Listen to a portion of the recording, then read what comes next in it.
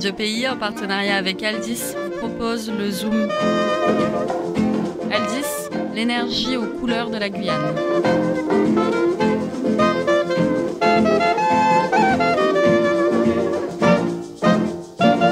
Bonjour Florian, mais dis-moi, qu'est-ce que tu es en train de raconter avec Victor là? C'est rien, on parle de quelqu'un qu'on n'aime pas trop. Tant que c'est pas moi, mais tu veux me dire qui c'est? Non, en plus c'est pas sympa pour elle, et puis je te rappelle que l'enregistrement a déjà commencé. Ah oui, tiens, c'est vrai. Chers auditeurs, puisque vous êtes là, je vous propose une chronique entièrement basée sur le cancan. Les rumeurs, les fausses accusations et les manœuvres politiques basées sur les gens qui sont chez nous, mais qu'on n'aime pas. Bizarre, hein, comme sujet. Bon allez, je sais que vous adorez ça et vous ne serez pas surpris d'apprendre que les Guyanais du 19e siècle n'étaient pas si différents. Je suis curieux de voir où tu vas nous emmener avec ça. Si vous êtes aussi curieux que je le pense, rendez-vous à Cayenne à la fin du 19e siècle pour écouter ce que les politiciens guyanais avaient à dire des Martiniquais. Dans leur dos ou en face, dans la presse ou en réunion. Et croyez-moi, il y en a des choses à raconter. C'est parti pour une petite exploration de l'antilleophobie, ou plutôt, pourquoi certains Guyanais n'aimaient-ils pas les Antillais?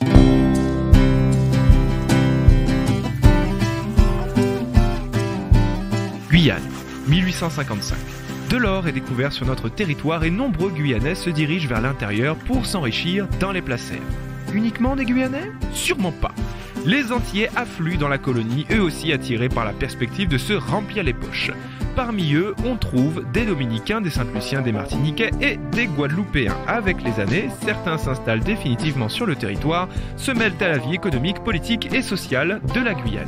C'est plutôt bisounours jusque-là, non? Allez, dis-moi que tout n'était qu'une blague et que tout se passera bien. Les Guyanais et les Martiniquais, copains, main dans la main. Ouais, j'aurais bien voulu, hein, Florian, mais l'histoire est aussi surprenante que décevante et prévisible. Pour résumer les relations entre Antillais et Guyanais, faisons appel à un certain monsieur Arthur d'Angoise, membre de la Société de géographie de Paris. Entre Antillais et Guyanais, il y eut tout d'abord une vive antipathie que crée l'incompatibilité d'humeur. Le Guyanais, bon enfant, honnête, paisible, réservé, bon prospecteur, en voulait à l'Antillais qui venait l'interrompre dans sa douce quiétude et l'incitait par son exemple au travail fécond mais exigeant un certain effort. Cet Arthur d'Angoise, il serait pas un peu antillais? Tu sais que je me pose la question jusqu'à maintenant. Ce serait rigolo quand même, mais pour le moment, on ne sait pas encore. Pour lui, les Antillais sont plus instruits, tandis que les Guyanais sont passifs, indolents et moins enclins à entreprendre. Peut-être est-ce le climat? D'Angoise, lui, justifie tout cela autrement. L'instruction répandue à flot dans les Antilles françaises était loin d'être aussi développée à la Guyane, où l'on vivait sans grand désir, sans grand besoin, confiant à une élite très restreinte d'hommes instruits le soin de participer aux affaires publiques. Ça me rappelle ce qu'on expliquait sur les frères de Plohermel il y a quelques mois. C'était bien cette congrégation religieuse qui avait assuré l'instruction en Guyane pendant plus d'un siècle, non? Exact. Et si tu te souviens bien, il est vrai que la diffusion de l'instruction en Guyane n'était pas si simple.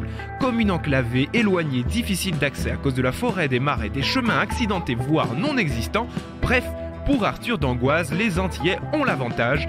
Alors je suis allé vérifier et c'est vrai que les rapports de l'instruction publique sont plutôt bons, je reconnais. Oui mais toi Rémi, tu es d'origine antillaise, c'est normal que tu dises ça. Promis, j'ai vérifié en restant neutre. Bref, voici une dernière petite phrase de Monsieur d'Angoise qui aborde l'aspect qui nous intéresse, la politique.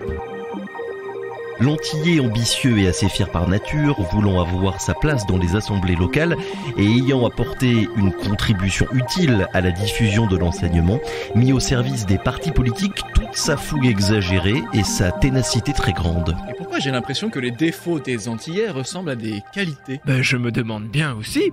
Quoi qu'il en soit, il se trouve qu'en effet, les Antillais prennent place dans la vie politique. Ils sont martiniquais ou guadeloupéens, propriétaires, notaires, avocats et s'installent dans le game, participent aux élections et prennent parti au sens plein du terme. Si au début les choses vont plutôt bien, rapidement on commence à proférer des accusations. Et c'est parti pour l'atelier Cancan, sortez les pop-corn et le rhum. C'est un drôle de mélange, mais enfin tu fais ce que tu veux. Monsieur Hursler, à son élection à la mairie de Cayenne en 1890, est accusé par Monsieur Houry d'être le candidat des Antillais. Monsieur Hursler n'est évidemment pas d'accord, il se défend dans la presse déclarant que l'on dépasse la mesure. Monsieur Houry sème la désunion en Guyane avec ses propos. Les Antillais sont comme les Guyanais pour Monsieur Hursler, c'est-à-dire des Français qui payent leurs impôts et travaillent. Alors ça sent le politicien qui ne va pas tarder à retourner sa veste, et ça, on les connaît tous comme ça. T'as pas complètement tort parce que 6 ans plus tard, Monsieur Hursler est à l'origine d'une grosse polémique qui lui coûtera très cher à lui et à son parti politique, comme par hasard. Voyons voir, j'avais des fiches là-dessus, où sont-elles? Ah, voilà. En 1896, à l'occasion des élections municipales de Cayenne, un Guadeloupéen, Monsieur Chalut, trouve que le nombre d'Antillais présents sur la liste n'est pas assez élevé. Monsieur Hursler, qui ne voulait faire de différence entre personnes, décide, au contraire, qu'il y en a trop.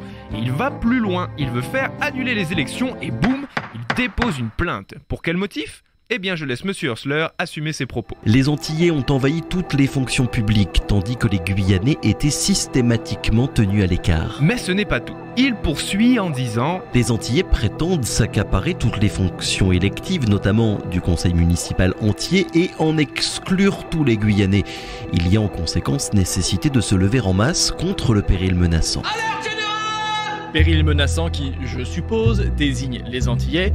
Il les a assumés, ces propos, Monsieur Hursler, alors ? Et comment ? C'est écrit noir sur blanc qu'il reconnaît les avoir tenus, lui et les membres de son parti, au cours de réunions publiques. Il dit même que ce n'est ni une manœuvre politique, ni une volonté de faire dans la polémique. Bon, mais alors, quel est l'intérêt de faire tout ça ? Il y a forcément une histoire derrière, non ? J'ai enquêté sur cette affaire pour vous. Très peu de temps avant ces propos, Victor Sévère, brillant avocat martiniquais, s'est établi en Guyane. Et pour une raison que je ne m'explique pas, Hursler et ses copains ne l'aimaient pas trop. D'ailleurs, à partir de là, le parti politique d'Hursler est régulièrement accusé de ne pas aimer les Martiniquais d'une façon générale, mais il semble y avoir un problème avec le fameux Victor Sévère en particulier, qui d'ailleurs était aussi engagé en politique. Et donc on suppose que les deux hommes avaient des intérêts opposés. Pas étonnant que tout cela se soit transformé en propos antillaphobes. Et où est-ce que tout ça va bien pouvoir mener Monsieur Hursler et ses amis ? Je me le demande bien. Alors déjà, jusqu'à la fin de sa carrière politique, il ne cessera de se faire accuser d'antillophobie. Tous ses opposants s'en donneront à cœur joie. Hursler aurait créé le parti des Guyanais par-ci, ses ennemis celui des Antillais par-là. Problème, Hursler veut devenir député de la Guyane, encore. Il entend se faire pardonner des Antillais pour l'affaire de 1896 en appelant à un grand rassemblement autour de sa personne et de son projet politique. Impossible que ça fonctionne, les Antillais sont bien trop instruits pour se faire avoir par une technique aussi grossière. Et ça a fonctionné, Hursler est élu député. Attends, t'as dit quoi sur l'instruction ? Ah ouais, j'ai rien dit du tout. D'accord, je continue. Là où Hursler se plante encore, c'est qu'il y a de nouveau une polémique antillophobe autour de son parti en 1900. Il paraît que les membres de son parti auraient empêché des Antillais de s'inscrire sur les listes électorales. On se fâche, on publie des textes dans la presse et on lève un doigt accusateur pendant les débats. Je ne sais pas quel doigt par contre. Bref, Hursler voudrait bien être réélu député en 1902. Mais comment va-t-il faire ? Et c'est là que le 8 mai 1902, la ville de Saint-Pierre est rayée de la carte de la Martinique. La Guyane décide de se porter volontaire pour accueillir des sinistrés sur son sol. Et ça n'arrange pas les affaires de Monsieur Hursler, ça. Mais attends, on en avait déjà parlé de ça. C'est pas Hursler qui a voulu faire venir les Martiniquais en Guyane ? Comment peut-il vouloir une chose pareille si les Antillais le détestent ? Manœuvre politique, tout simplement. En se montrant solidaire des Martiniquais, les Antillais peuvent difficilement lui nuire politiquement, non ? Comment tu pourrais lui en vouloir après un truc pareil ? Et devinez qui va être réélu député en octobre 1902 ? Au hasard, l'empereur d'Apatou ? Non. La reine d'Angleterre ? Pas vraiment. Le roi de Sinamari ? Pas tout à fait. Ce bon vieux Hursler, qui ne fera pas long feu parce que ce sera sa dernière élection. En faisant venir tous ces Martiniquais en Guyane, il vient évidemment de signer son arrêt de mort. Il perdra toutes ses élections dorénavant, ne sera plus jamais député et dès 1905, les Martiniquais nouvellement arrivés votent contre les candidats du parti d'Hursler. Ainsi, ce qui était une manœuvre politique s'est tout bonnement retourné contre lui. Celui qui était accusé de ne pas aimer les Antillais a installé en Guyane la plus grosse communauté martiniquaise de son époque. Ah bah c'est malin ça, et j'espère que Monsieur d'Angoisse n'était pas au courant, sinon il ira écrire que les Guyanais manquent de vivacité. Bah il était pas encore mort je crois. Enfin bon, Hursler se défend jusqu'à la fin de sa vie. Non, il n'avait rien contre les Antillais, tout cela n'est que calomnie, quiproquo, ce n'est rien, on s'est mal compris, c'est tout. Mais il faut savoir que ça vaut surtout pour la sphère politique. En dehors de ça, les Antillais et les Guyanais, une fois les premiers problèmes passés, se sont très bien entendus. Enfin, c'est ce que dit d'Angoisse. Ils cherchaient de l'or ensemble, faisaient partie des mêmes syndicats et surtout ont fondé des familles ensemble.